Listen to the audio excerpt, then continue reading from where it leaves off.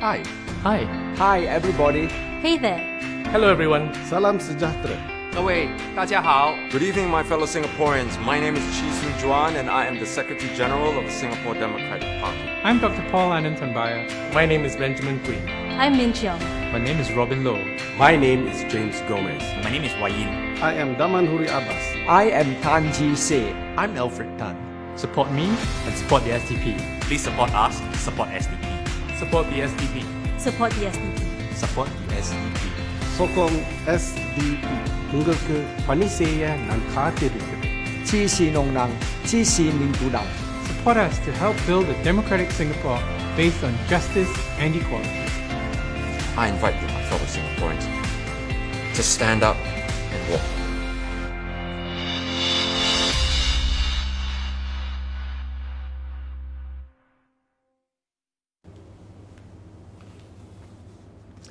Good evening, everyone. I'm going to start today's presentation by giving you a pop quiz. Who said this? The PAP must treat Singaporeans as human beings. Was it A, J.B. Jeyaretnam, B, David Marshall, or C, Francis Yao? Wrong. The answer is none of the above. That was a trick question. Now, these words were uttered by none other than former PAP Minister George Yeo. Mr. Yeo made the statement when he was about to lose his seat in the 2011 general elections. And why do I bring this matter up when it happened so many years ago? Because I want to leave you in absolutely no doubt that if you vote more opposition candidates into parliament, life gets better. That's right. Life gets better if you vote for the opposition. You think I'm kidding? Now, I'll give you evidence that the PAP listens to you when you have more opposition MPs in parliament. I'll do this by contrasting the developments that took place after GE 11 versus those after GE 2015. Now, I sometimes hear people say, what can the opposition do even if we vote for them? Or, bo pian, the PAP always gets what it wants. Well, you are wrong. Dead wrong. After polling day, when the PAP saw its vote share come down to 60% in the 2011 elections and had lost 6 seats, unimpressive ministers like Raymond Lim, who could not rectify the problems with the MRT system, Wong Kan Seng, who under his watch saw the suspected terrorist Ms. Ma Salamat escape, and Ma Bao Tan, who made a complete mess of the HDB flat supply, all quite stepped down from the cabinet. Also, Mr. Goh Chok Tong resigned from the cabinet, thus ending taxpayers having to pay him enormous sums of money for holding a post many thought unnecessary. In addition, ministerial salaries were cut to placate the people's anger. 3. The PAP agreed to tighten immigration and add more buses to the public transport network. 4. It also upped social spending and came up with measures like the MediShield Life and the Pioneer Generation Package. 5. PM Lee Hsien Loong even apologized to Singaporeans twice and pledged to do better. If we didn't get it right, he said, I'm sorry, but we will try better the next time. And finally, as I stated at the beginning, Mr. George Yeo, former minister who lost his seat, admitted that the PAP needed to change and treat citizens as human beings. I hope you realize the significance of the statement. It is a damning admission by a PAP minister that his party has not been treating the people like human beings. Now remember, all this apologizing, stepping down, cutting of salaries, increasing public help in public transport and healthcare costs, call for the party to change and to treat Singaporeans like human beings.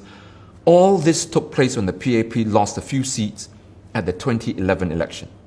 That is when you voted for more opposition MPs. Now let's take a look at what happened after the GE in 2015 when the PAP's vote share went up to 70%. 1.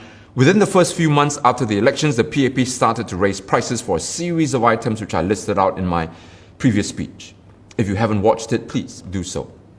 It started with the car park rates going up by 20%, and this was followed by hikes of the water tax, town council fees, electricity and gas rates, school fees, bus and MRT fares, internet fees, and the list goes on and on. 2. Unlike after GE 2011, the fumbling ministers continue on as if nothing happened. Take, for instance, Health Minister, Gan Kim Yong.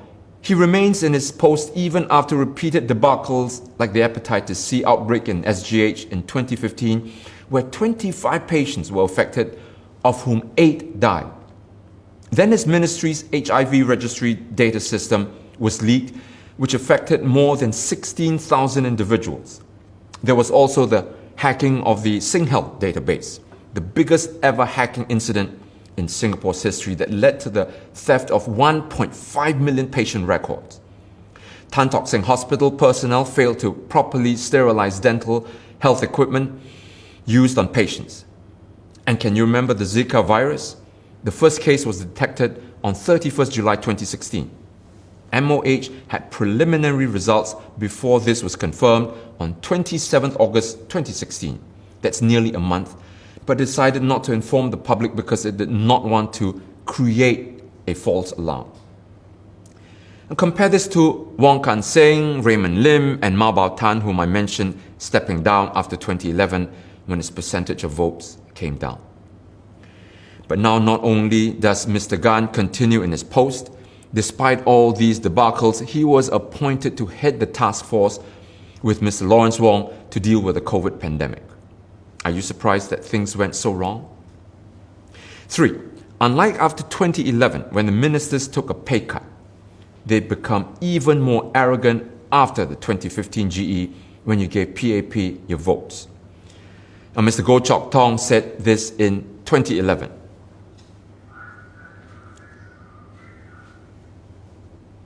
He was addressing a grassroots member for daring to even suggest that ministers cut their pay and use the money to financially assist the poor. Now, in case you didn't hear it properly, let me repeat what Mr. Goh said. I am telling you, not I am asking, seeking your support, but telling you that even at $150,000, $180,000, $200,000 a month, the ministers are not paid enough. Can you see how arrogant they've become? And do you see the pattern, my friends? When you give the PAP a high percentage of votes, it becomes arrogant and it feels that the voters have given them the green light to raise your living expenses, to increase population, to increase their own salaries, and to continue to withhold your CPF savings. And because its power was never challenged, it continued to take advantage of your support. A good example is the ERP for motorists. Now, this practice started in 1975. It was called the Area Licensing Scheme then. The idea was to control the number of cars entering the CBD and Orchard Road area. Well, at that time, everything was done manually. You had to buy a ticket either on a monthly or daily basis and display it on your car. And there was a cop standing or in a booth at the entrance of the restricted zone, and you would be fined if you did not have the tag. Now, some people said that the policy made sense at that time because there was a need to reduce traffic congestion in the downtown area. Perhaps. But like everything else, when you don't keep in check what the government does, very soon it takes advantage of the situation. In 1997, the PAP introduced the electronic version and placed gantries around the CBD area. But because it kept getting unqualified support, it got bolder, and the couple of gantries started to have babies, and there are now about 80 gantries in total. Even today, some residential areas like Toa Payoh have gantries. Even when you go home in the evening, like on the CTE, you have to pay the ERP. The government collects about $150 million a year from the ERP. That was 10 years ago. I'm not sure about the amount today. Now the PAP wants to go on and make it a satellite-based GPS tracking system so that the minute you get out of the car park, you start paying, regardless of your location.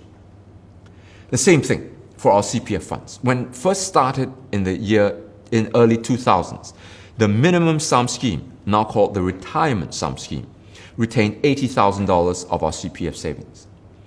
But because election after election you kept voting for it and allowing it to monopolize Parliament, the amount it retained went up steadily until it hit $181,000 this year.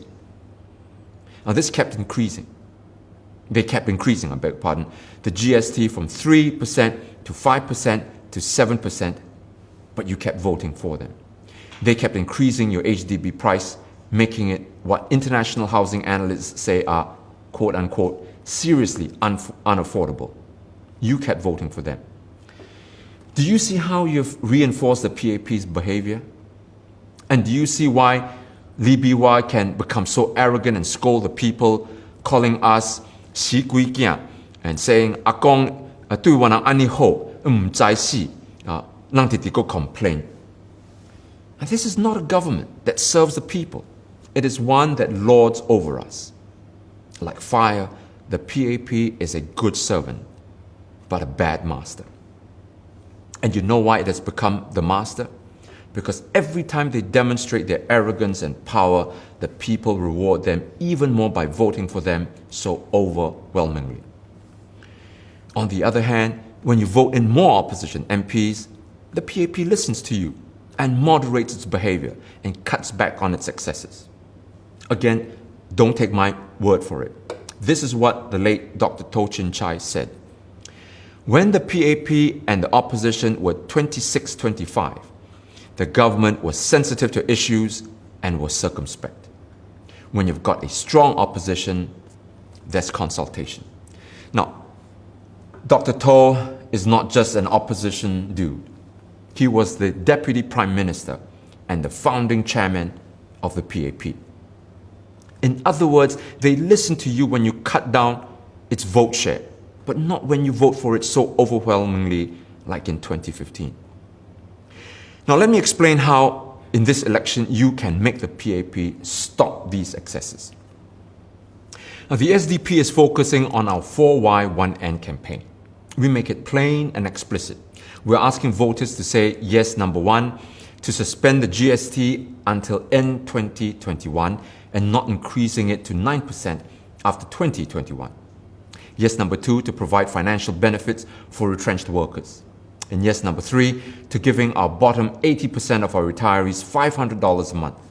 Yes, number four, to always put Singaporeans first. And a big no to a 10 million population. And now that the PAP has promised that we will not move to 10 million population or even a 6.9 million one, we need to get into Parliament to make sure that they keep this promise. Now I'll explain how we are going to pay for all these programs in my next speech. Please look out for it. For now, I want to assure you that our 4Y 1N plan is eminently affordable. What we propose in our scheme to invest in retrenched workers and help the elderly, the programs would cost us $5 billion a year. Compare this to the recent nearly $100 billion that the PAP proposed just this year and passed the bill. At this rate, even if the government collected no revenue, it would take 20 years for our plan to hit $100 billion. And please, don't let the PAP define what is right and wrong and tell us what to think and how to think. Think independently. Think out of the box. Now, retrenched workers taking the money are they going to fly out to Paris for a holiday? No, let's just apply some sense here. They are going to use the money to buy things in our shops. The elderly is going to use the money to buy that pair of slippers or eat at the food center.